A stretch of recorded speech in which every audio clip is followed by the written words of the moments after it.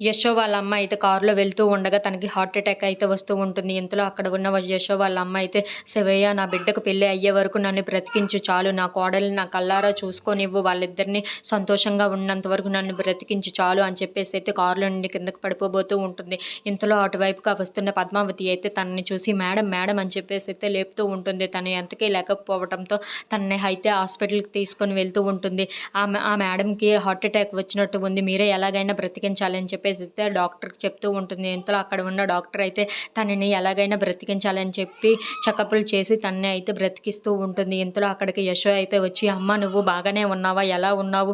అని చెప్పేసి అయితే తనని పలకరిస్తూ ఉంటాడు. ఇంతలో అక్కడ వచ్చిన డాక్టర్ అయితే, "డాక్టర్, మా అమ్మని బ్రతికించినందుకు చాలా థ్యాంక్స్.